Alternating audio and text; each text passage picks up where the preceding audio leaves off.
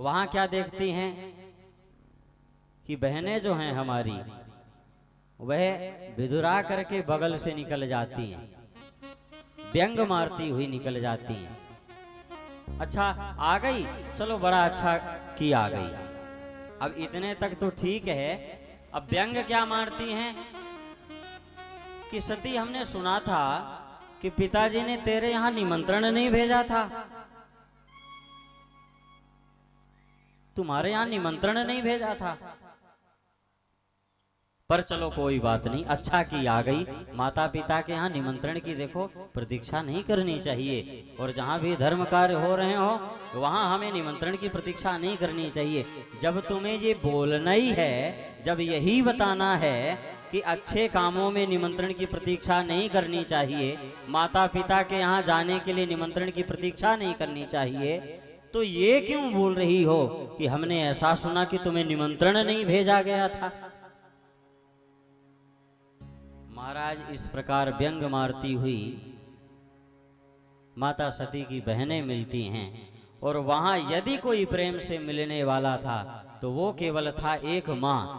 बाबा गोस्वामी तुलसीदास जी महाराज गाते हैं क्या, सादर भले ही मिली एक माता, सादर भले ही मिली एक माता, सादर भले ही मिली एक माता, सादर भले ही मिली एक माता, भगिनी मिली बहुत मुस्काता, भगिनी मिली बहुत मुस्काता, भगिनी मिली बहुत मुस्काता, भगिनी मिली बहुत मुस्काता। और दक्ष की स्थिति क्या बताते हैं, दक्ष न कछो पूछी कुशलाता, दक्ष न कछु पूछी कुशलाता, दक्ष न कछो पूछी कुशलाता, दक्ष न कछु पूछी कुशलाता, सती बिलो की जरे सब गाता, सती बिलोक जरे सब गाता, सती बिलो की जरे सब गाता, सती बिलोक जरे सब गाता।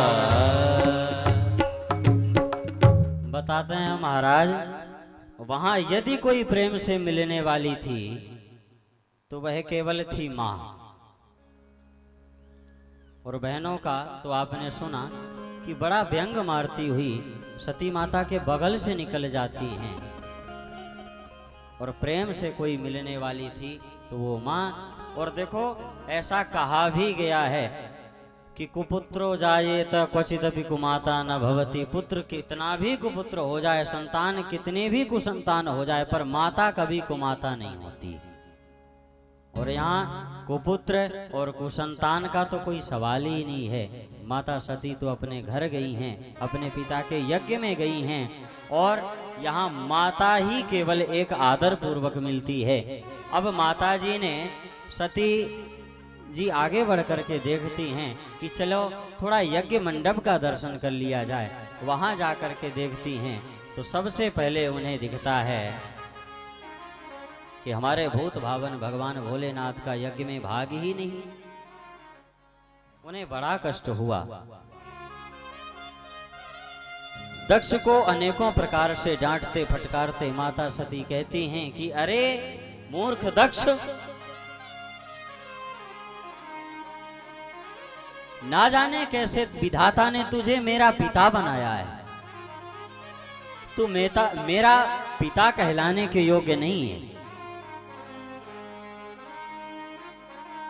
और तूने हमारे शिवजी से द्वेष किया है, और ऐसे शिवजी से द्वेष किया है जिनका कोई नहीं होता है, उनको हमारे भोले बाबा अपनाते हैं। आप देखो जितने भी राक्षस होंगे दैत्य होंगे सबसे ज्यादा भोले ही बाबा के चेले हैं, सब भोले बाबा के चेले हैं ज्यादातर। भगवान का नाम आशुतोष है, भोले बाबा का नाम आशुतोष भी है। आशुतोष का मतलब होता है आशुम तुष्यति इति आशुतोष। आशु का मतलब होता है जल्दी, शीघ्र। तुष्यति मतलब संतुष्ट होता है, प्रसन्न होता है। जो जल्दी प्रसन्न हो जाए, संतुष्ट हो जाए, उसको कहते हैं आशुतोष। तो माताजी कहती हैं कि जिनका कोई नहीं होता है, सर्प बिच्छू गोजर इत्यादिकों का कोई नहीं है, कोई नहीं अपनाया, भूत प्रेतों को कोई नहीं अपनाता है, तो इनको सबको भगवान अपना लेते हैं। हाँ, वो साक्षात परब्रह्म परमात्मा परमेश्वर वही ब्रह्म है। वह ब्रह्म ही कौन सा जो हर जगह व्याप्त ना रहे। बताओ, लोग कह देते हैं कि हमारे कृष्ण जी स्मशान में नहीं रहते, हमारे राम जी स्मशान में नहीं रहते। जब सबके द्वारा छोड़ा हुआ वह स्मशान है, उस स्मशान को भी ग्रहण करने वाले, उस स्थान को भी ग्रहण करने वाले, अपनी शरण देने वाले हमारे भूत भावन भगवान भोलेनाथ हैं। ऐसे भोलेनाथ से पिताजी दक्ष मूर्ख तूने द्वेष किया, उनको यज्ञ में भाग नहीं दिया है।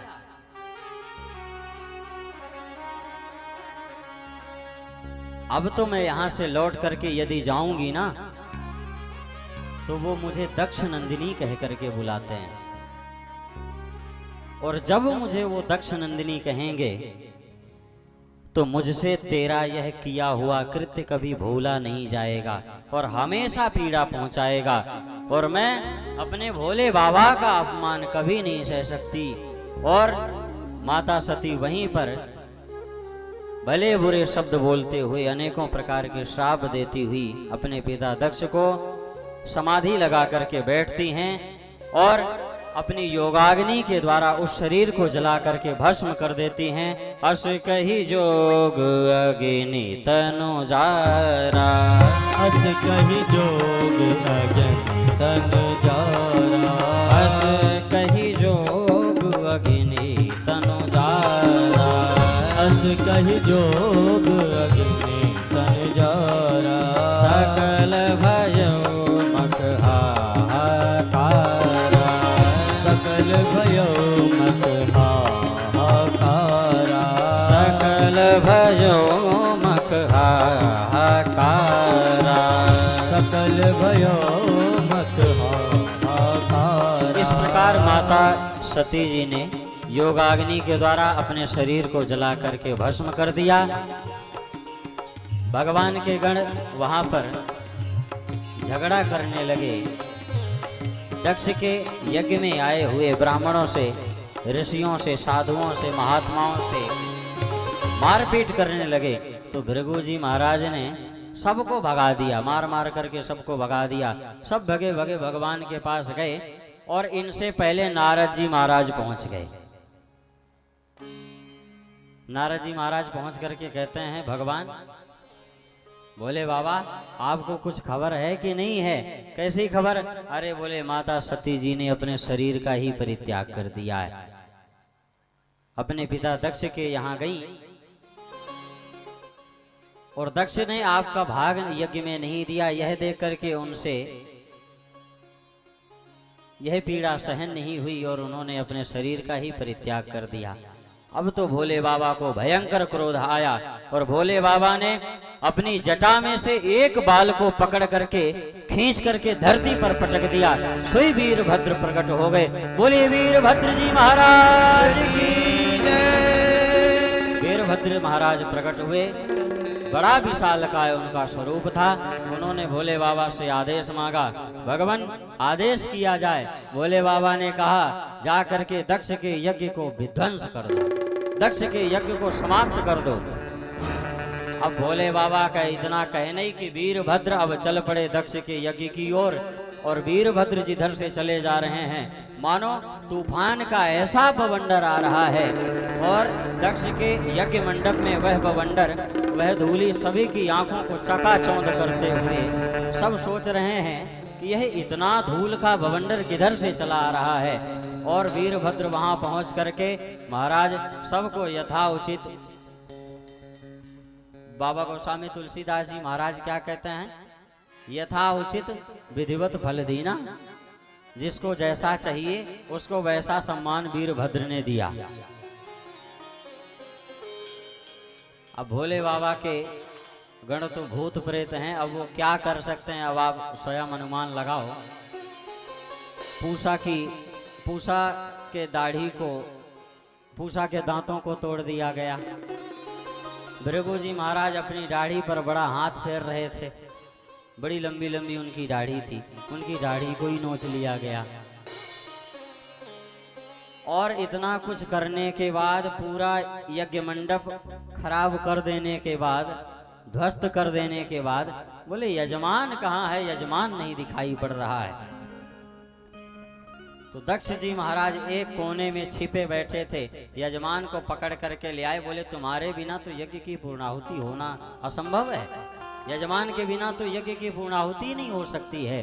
दक्ष को पकड़ करके ले आए, दक्ष का सिर घुमा करके अलग तोड़ दिया और हवन कुंड में ले जा करके स्वाहा कर दिया। इस प्रकार वीरभद्र जी महाराज का दक्ष यज्ञ विध्वंस करने का कार्य भोले बाबा के माध्यम से हुआ। अब दक्ष के यज्ञ के विध्वंस के बाद सभी ने अपने मन में विचार किया, देखो ब्रह्मा और विष्णु जी यहाँ पर नहीं आए और सब के सब आए थे। सभी ने विचार किया कि यह तो बड़ा अनर्थ हो जाएगा, यज्ञ पूरी नहीं हुई तो बड़ा महाराज अपयश फैलेगा। तो बोले इस यज्ञ को तो पूरा करना है, कैसे किया जाए। बोले जिन भोले बाबा के कोप से, क्रोध से यह यज्ञ इस गति तक पहुंचा है, हम सभी को उन्हीं भोले बाबा की शरण में चलना चाहिए। ब्रह्मा जी के पास गए, ब्रह्मा जी से निवेदन किया, महाराज कुछ कृपा की जाए, यज्ञ को पूरा किया जाए। बोले हमसे कुछ नहीं होता है, पहले तो तुम बिना पूछे चले जाते हो और अब हमारे पास आते हो। चलो उन्हीं भोले बाबा के पास में भोले बाबा को मनाते हैं, और उनका नाम तो वैसे ही आशुतोष है, उनकी प्रार्थना करेंगे, स्तुति करेंगे। वो अपने भक्तों का कष्ट सदा सर्वदा हरते रहते हैं, भक्तों को कभी वो दुखी नहीं देखते हैं। भोले बाबा हम सबकी प्रार्थना को स्वीकार करेंगे। भोले बाबा के पास गए, महाराज कृपा की जाए। क्या हुआ? बोले महाराज दक्ष के यज्ञ को परिपूर्ण किया जाए। भोले बाबा कहते हैं अभी यज्ञ परिपूर्ण नहीं हुआ है। अरे बोले महाराज यज्ञ का यजमान ही गायब है, यज्ञ का यजमान ही गायब है। और बोले जितने भी ब्राह्मण देवता आए थे सबके सब अस्त व्यस्त हो चुके हैं।